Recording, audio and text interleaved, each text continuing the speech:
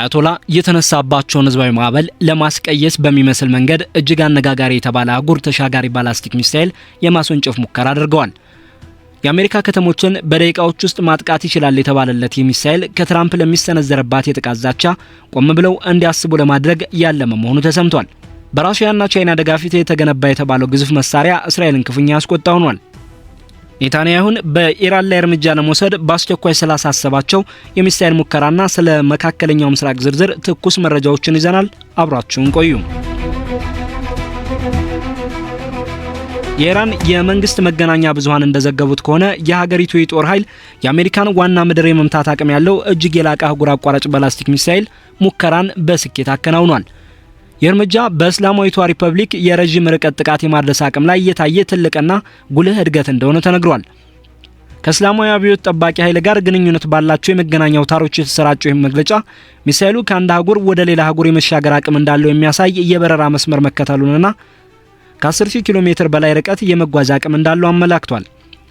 ይህ የወታደራዊ ኃይል ትዕይንት ይፋ የሆነው ኢራን በሀገር ውስጥ ባሉ ተከታታይ ተቃውሞዎች በከፋ ኢኮኖሚ ቀውስና ከአሜሪካ ጋር በገባችበት ከፍተኛ የቃላት ጦርነት ውስጥ ባለችበት ወቅት ነው። በተለይም ፕሬዚዳንት ዶናልድ ትራምፕ የኢራንን የኒውክሌርና የባላስቲክ ሚሳኤል ፕሮግራሞች ዳግም እንዳያንሰራሩ በተደጋጋሚ ማስጠንቀቂያ በሰጡበት ማግስት መሆኑ ጉዳዩን ይበልጥ አሳሳቢ ያደርገዋል። አሁን የተከናወነው የሚሳኤል ሙከራ ኢራን ከእስራኤል ጋር ባደረገችው የ12 ቀናቱ ጦርነት ወቅት የደረሰባትን ከፍተኛ ወታደራዊ ቁሳቁስ ኪሳራ ለማካካስ የምታደርገው ሰፊ ጥረት አካል እንደሆነም ይታመናል። በዚያ ደም አፋሳሽ ግጭት ወቅት እስራኤል ከአሜሪካ የአየር ድብደባ ድጋፍ ጋር በመሆን የኢራንን ቁልፍ የሚሳኤል ማምረቻ ተቋማት ኢላማ አድርገው ነበር። በተለይም በፓርቺንና በሻህሩድ የሚገኙ ተቋማት ላይ የደረሰው ጥቃት ለላቁ ሚሳኤሎች ወሳኝ የሆነውን የደረቅ ነዳጅ የማምረት አቅሟን እጅግ አዳክሞት ቆይቷል። ሆኖም ግን ገለልተኛ በሆኑ ባለሙያዎች የታገዘው የሳተላይት ምስል ትንተና እንደሚያሳየው ኢራን ዳግም የመገንባት ስራዋን ጀምራ ነበር። ሀገሪቱ ከሌሎች የመከላከያ ዘርፎች እንደ ኒውክሌር ማበልጸግ ካሉ ተግባራት ይልቅ ለሚሳኤል ልማት ቅድሚያ ሰጥታ ስትሰራ ቆይታለች። በ25 መገባደጃ ላይ ከደረቅ ነዳጅ ምርት ጋር የተያዙ ተቋማት ዳግም ወደ ስራ መመለሳቸውን የሚያሳዩ ምልክቶች የታዩ ሲሆን ይህም በተባበሩት መንግስታት ድርጅት በኩል በጦር መሳሪያ ዝውውርና በባላስቲክ ሚሳኤል ቴክኖሎጂ ላይ የተጣለው ማዕቀብ ባለበት ሁኔታ ሚሳኤሎችን በብዛት ማምረት እንድትቀጥል አስችሏታል። በመካከለኛው ምስራቅ ቀጠና ውስጥ ግዙፉን የባላስቲክ ሚሳኤል ክምችት የያዘችው ኢራን ፕሮግራሟን እንደ አውሮፓውያን አቆጣጠር ከ1980ዎቹ ጀምሮ ስታዳብር ቆይታለች። የፕሮግራም ከሰሜን ኮሪያ ከሩሲያና ከሀገር ውስጥ የቴክኖሎጂ ፈጠራዎች የተቀዳ ልምድ ውጤት ነው። በአሁኑ ወቅት የሀገሪቱ የጦር መሳሪያ ክምችት አጭር፣ መካከለኛና አሁን ደግሞ አህጉር አቋራጭ የተባሉ የሚሳኤል ስርዓቶችን እያካተተ ነው። ከነዚህም መካከል እንደ ኮራም ሻህር 4 ወይም ከሃይባር ያሉ የሚሳኤል አይነቶች ከአንድ በላይ የጦር አውራጆችን ተሸክመው ከ2000 ኪሎ ሜትር በላይ የመጓዝ ብቃት እንዳላቸው ይታወቃል። ከ25ቱ ጦርነት በፊት የአሜሪካ የስለላ ድርጅቶች ባደረጉት ግምገማ ኢራን የጠፈር መንኮራኩር ማስወንጨፊያ ፕሮግራሟን እንደ ሽፋን በመጠቀም እንደ አውሮፓውያን አቆጣጠር በ2035 ወታደራዊ ፋይዳ ያለው አህጉር አቋራጭ ሚሳኤል ልታበለጽግ እንደምትችል ገምተው ነበር። በኢማም ሆሜኒ ጠፈር ጣቢያ የሚከናወኑ የማስወንጨፍ ሙከራዎች ስለ ባለብዙ ደረጃ ሮኬቶችና ወደ ከባቢ አየር ዳግም ስለሚገቡ አካላት ወሳኝ የሆነ መረጃዎችን ለማግኘት አስችለዋል። በሐምሌ ወር ኢራን ከጦርነቱ በኋላ የመጀመሪያውን የጠፈር ሙከራ ማድረጓ በጠፈር ምርምርና በአየር ክልል መሰረተ ልማት ረገድ ምን ያህል በፍጥነት እያገገመች እንደሆነ ማሳያ ነው። ስለአሁኑ ሙከራ ዝርዝር መረጃዎች አሁንም ጥቂትና በገለልተኛ ወገን ያልተረጋገጡ ናቸው።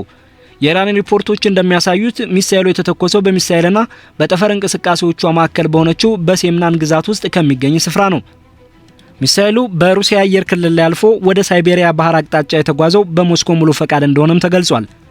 የአይነቱ ቅንጅት በኢራንና በሩሲያ መካከል ያለውን ጥልቅ ወታደራዊ ትብብር የሚያንጸባርቅ ሲሆን በተለይም ከዩክሬን ግጭት ወዲህ ለሚሳኤል መመሪያ ስርዓቶች የሚሆኑ የቴክኖሎጂ ሽግግሮችን እንደሚያካትት ይታመናል።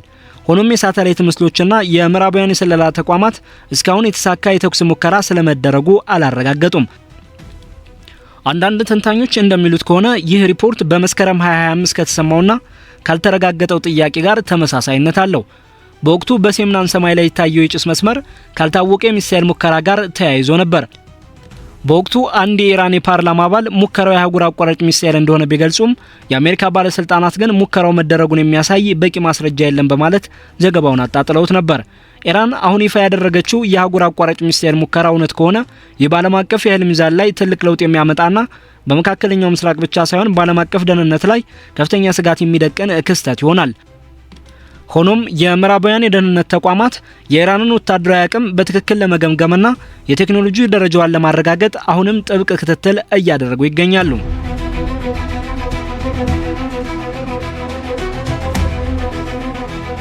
በቴክኒክ ረገድ አንድ የሚሳኤል ስርዓት አህጉር አቋራጭ ባላስቲክ ሚሳኤል ተብሎ ለመፈረጅ ቢያንስ 5500 ኪሎ ሜትሮችን የመጓዝ አቅም ሊኖረው ይገባል። እንደ ሩሲያው RS-28 ሳርማት ወይም እንደ ቻይናው DF-41 ያሉ እውነተኛ አህጉር አቋራጭ ሚሳኤሎች ግን ከ10000 ኪሎ ሜትር በላይ በመምዘግዘግ እጅግ ርቀው በሚገኙ አህጉራት ላይ የሚገኙ ኢላማዎችን የመምታት ብቃት አላቸው። ኢራን በዘገበችው መሰረት ይህ አዲስ ስርዓት መኖሩ ከተረጋገጠ ሚሳኤሉ በፍጥነት ለመተኮስ እንዲዘጋጅና ሊሰነዘሩ የሚችሉ ቅድመ ጥቃቶችን ለማምለጥ የሚያስችል የላቀ የደረቅ ነዳጅ ግፊት ቴክኖሎጂን ማካተት ይኖርበታል። ይህ አቅም ኢራን በ2024 እና 2025 መካከል በደረሰባት ጥቃት የወደሙባትን የፕላኔታሪ ነዳጅ ማቀላቀያ መሳሪያዎችን ዳግም ከገነባችበት ጊዜ ጀምሮ በትጋት ስትከታተሉ የነበረ ልማት ነው። የደረቅ ነዳጅ ሚሳኤሎች ከፈሳሽ ነዳጅ ሚሳኤሎች በተለየ መልኩ ከፍተኛ የመንቀሳቀስ ብቃትና ከጥቃት የመትረፍ ዕድል ያላቸው በመሆኑ ኢራን እንደ አሜሪካና እስራኤል ካሉ የላቀ ወታደራዊ ኃይል ካላቸው ባላንጣዎቿ ጋር ለምታደርገው ተመጣጣኝ ያልሆነ የመከላከል ስትራቴጂ እጅግ ተመራጭ ናቸው። ምንም እንኳን ኢራን የኒውክሌር ፕሮግራሟ ለሰላማዊ ዓላማ ብቻ እንደሆነ በተደጋጋሚ ብትገልጽም በእነዚህ ሚሳኤሎች ላይ የኒውክሌር ጦር አውራጅን የመግጠም ዕድል አሁንም የዓለም አቀፉ ማህበረሰብ ስጋት ሆኖ ቀጥሏል። የዓለም አቀፉ የአቶሚክ ኃይል ኤጀንሲ ባወጣው ሪፖርት ኢራን 441 ኪሎ ግራም የሚመዝን እስከ 60 በመቶ የበለጸገ ዩራኒየም እንዳላት ገልጿል። ይህ ክምችት ወደ 90 በመቶ የማበልጸግ ሂደት ከተከናወነ ለበርካታ የኒውክሌር መሳሪያዎች ምርት በቂ ሊሆን ይችላል። ይህ ሚሳኤል ሙከራ መከናወኑ የተነገረው በሀገር ውስጥ ከፍተኛ የህዝብ ተቃውሞ በነገሰበት ወቅት ነው። በኢኮኖሚው ርቀት፣ በገንዘብ ምንዛሬ ዋጋ ማሽቆልቆልና በመንግስት የጭቆና እርምጃዎች ምክንያት የተቀሰቀሰው ህዝባዊ ተቃውሞ አሁን 3ኛ ሳምንቱን ይዟል። እስካሁን ባለው መረጃ ከ5000 በላይ ሰዎች ለህልፈት መዳረጋቸው የተዘገበ ሲሆን የሀገሪቱ የበላይ መሪ አያቶላህ አሊ ኻሜኒ ለተፈጠረው ግጭት ፕሬዚዳንት ትራምፕን ጨምሮ የውጭ ኃይሎችን ተጠያቂ አድርገዋል። የኢራኑ ፕሬዚዳንት መስዑድ ፔዜሽኪያን ይህንን የሚሳኤል ሙከራ ማስታወቂያ ለአሜሪካ ማዕቀቦች የተሰጠ ምላሽ እንደሆነ ገልጸውታል። ፕሬዚዳንቱ ማዕቀቦቹን አሁን ለተቀሰቀሰው ህዝባዊ ተቃውሞ መነሻ ከሆኑት ማህበራዊና ኢኮኖሚያዊ ችግሮች ጋር አያይዘውታል። ፔዜሽኪያን በኤክስ ማህበራዊ ገጻቸው ባስተላለፉት መልእክት በአያቶላህ አሊ ኻሜኒ ላይ የሚሰነዘር ማንኛውም ጥቃት ከኢራን ብሔር ጋር እንደታወጀ ጦርነት እንደሚቆጠር አስጠንቅቀዋል። ምንም እንኳን በአጭር ጊዜ ውስጥ በኢራን የደህንነት መዋቅር ላይ የሳይበር ጥቃት የመፈጸም እድሉ ከፍተኛ እንደሆነ ቢገመትም የአሜሪካ ጦር በኳታር ከሚገኘው አልኡዴድ አየር ጦር ሰፈር አስፈላጊ ያልሆኑ ሰራተኞቹን ያስወጣ ሲሆን ይህም በሰኔ ኢራን በዚህ ተቋም ላይ የፈጸመችውን የሚሳኤል ጥቃት የሚያስታውስ ነው። በተጨማሪም በባህረ ሰላጤው ለሚገኙ አጋር ሀገራት የፓትሪዮትና የታድ ሚሳኤል መከላከያ ስርዓቶችን ጨምሮ ወታደራዊ ማጠናከሪያዎች ተልከዋል። ሪፐብሊካን ሴናተሮች ትራምፕ ጠንከር ያለ እርምጃ እንዲወስዱ ግፊት እያደረጉ ሲሆን እንደ ሊንድሴ ግሬም ያሉ ታዋቂ ግለሰቦች ኢራን ፕሮግራሟን ወደፊት የምትገፋ ከሆነ የአሜሪካ ጥቃት የማይቀር መሆኑን ገልጸዋል። በአንጻሩ ዴሞክራቶች ግጭቱ እንዳይባባስ በማስጠንቀቅ ቀጠናዊ ቀውስና ያልታሰቡ መዘዞች ሊከተሉ እንደሚችሉ አሳስበዋል። የእስራኤሉ ጠቅላይ ሚኒስትር ቤንያሚን ኔታንያሁ ከትራምፕ ጋር ባደረጉት ውይይት የሚሳኤል ሙከራዎቹ የሚቀጥሉ ከሆነ ጥቃቶች እንዲሰነዘሩ ድጋፋቸውን ሰጥተዋል። ኔታንያሁ የኢራንን የሚሳኤል ክምችት እንደ ህልውና ስጋት ይመለከቱታል። እስራኤል ለሁለተኛው ዙር ጦርነት ዝግጅት እያደረገች መሆኗ የተዘገበ ሲሆን የስለላ መረጃዎች እንደሚያመለክቱት ኢራን እስከ 2026 መገባደጃ ድረስ በወር 300 ሚሳኤሎችን በማስወንጨፍ የመከላከያ ስርዓቶችን የማሸነፍ አቅም ሊኖራት ይችላል። የቀጠናው ሀገራትም ግጭቱ ወደ ከፋ ደረጃ ሊያመራ ይችላል በሚል ስጋታቸውን እየገለጹ ነው። ሳውዲ አረቢያንና ኳታርን ጨምሮ የባህረ ሰላጤው ሀገራት ኢራን በነዳጅ መሰረተ ልማቶች ላይ ያጸፋ ጥቃት ልትሰነዝር ትችላለች በሚል ስጋት ሁሉም ወገኖች ራሳቸውን እንዲገቱ አሳስበዋል። የኢራን የቅርብ አጋር የሆነችው ሩሲያ በሚሳኤል ቴክኖሎጂ ሽግግር ላይ ያላትን ሚና በማጉላት ውጥረቱ እንዲረግብ ጥሪ አቅርባለች። ሌላው አጋር ቻይና ወደ ኢራን የምታደርጋቸው የጭነት በረራዎች የጨመሩ ሲሆን ይህም ለሚሳኤል ግንባታ የሚሆኑ ግብዓቶችን ለማቅረብ ሳይሆን አይቀርም ተብሎ ይታመናል። የአውሮፓ ህብረት በኔቶ ዋና ጸሐፊ ማርክ ሩቴ በኩል ባወጣው መግለጫ ኢራን የኒውክሌር ደህንነት ደንቦችን እያከበረች መሆኑን እየተከታተለ ዲፕሎማሲያዊ መፍትሄ ላይ ትኩረት አድርጓል። የዚህ አህጉር አቋራጭ ባላስቲክ ሚሳኤል ሙከራ እንድምታ ዘርፈ ብዙ ነው። ሙከራው እውነት መሆኑ ከተረጋገጠ የኢራንን የመከላከያ አቅም የሚያጠናክርና የአሜሪካን ንብረቶች ከሩቅ ርቀት ሆኖ ለመምታት የሚያስችል በመሆኑ የመከላከያ እቅዶችን ያወሳስበዋል።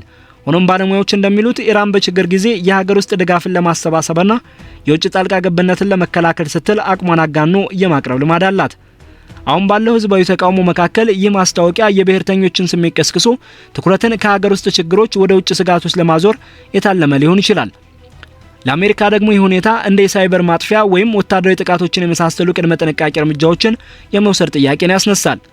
ውጥረቱ እንደቀጠለ ባለበት ሁኔታ የኢራን የሚሳኤል እድገት ከኒውክሌር ፍላጎቷ ጋር ይገናኛል።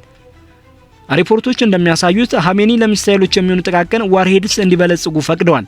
ይህም ወደ ኒውክሌር አህጉር አቋራጭ ሚሳኤል ለመድረስ የሚፈጀውን ጊዜ ሊያሳጥረው ይችላል። የዓለም አቀፉ የአቶሚክ ኃይል ኤጀንሲ የሰኔ 2025 ውሳኔ ኢራን የደህንነት ደንቦችን እየጣሰች መሆኑን የገለጸ ሲሆን ይህም ቴህራን የዩራኒየም ማበልጸግ ሂደቷን እንድታፋጥን አድርጓታል።